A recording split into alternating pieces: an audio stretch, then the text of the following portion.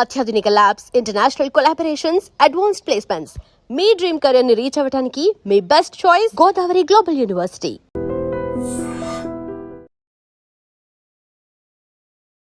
నమస్కారం, welcome to I dream. ధర్మ మార్గం విత్ విజిత కార్యక్రమానికి స్వాగతం.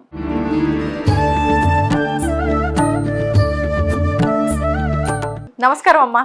నమస్తే నాన్న. నమస్తే అమ్మ. చాలా వరకు మనకు పట్టణాల్లో అంటే చాలా తక్కువగా చూస్తాం, కానీ గ్రామాల్లో విషయానికి వస్తే కనుక ఆరోగ్యం బాగోలేకపోయినా, దృష్టి దోషాలు ఏమన్నా ఉన్నాయి అనన్నా, కొంచెం పిల్లలు చికాకు చేస్తున్నారు అనిపించినా కూడా వెంటనే తాయెత్తులు కట్టించడం అనేది అదొక ఇంకా ఆనవాయితీనో ఆచారమో తెలియదు, కానీ అదొక సిస్టమ్ మాత్రం నడుస్తూ ఉంటుంది.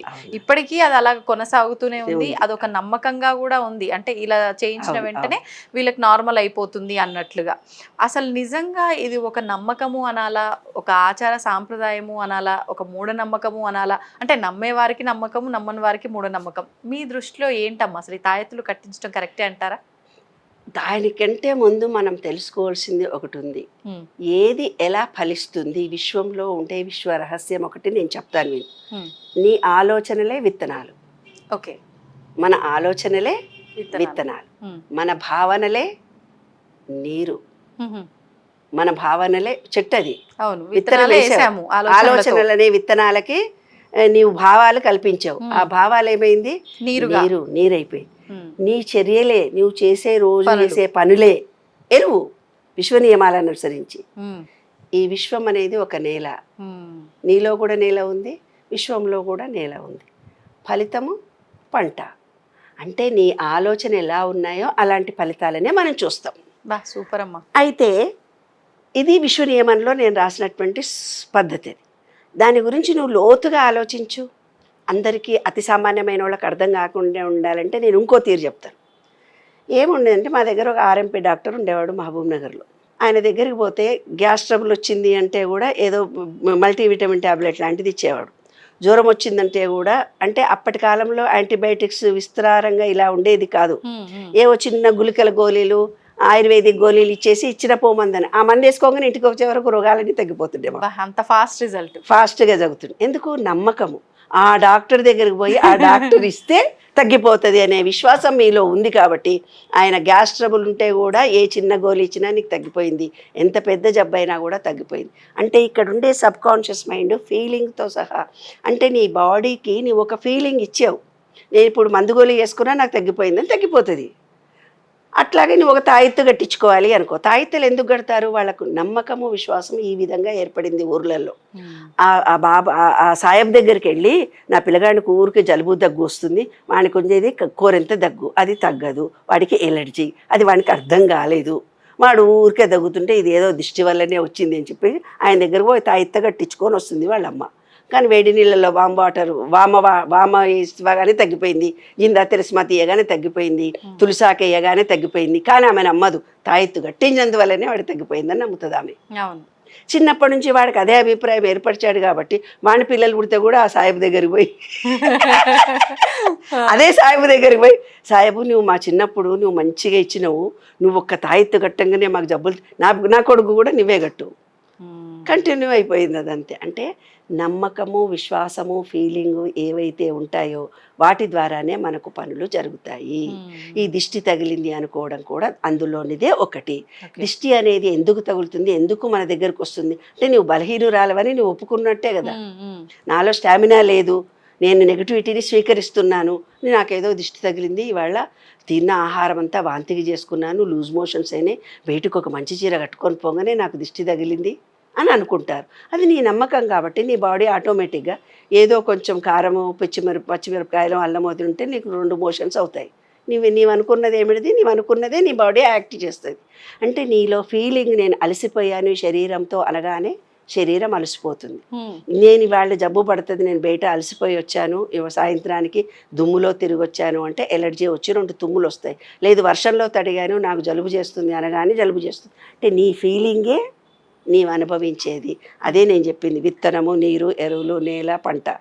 మన ఆలోచనలు ఎలా ఉంటాయో మనం అలాంటి పంటనే మనం చూస్తాము. కాబట్టి మనం మంచి ఆలోచనలు చేయాలి.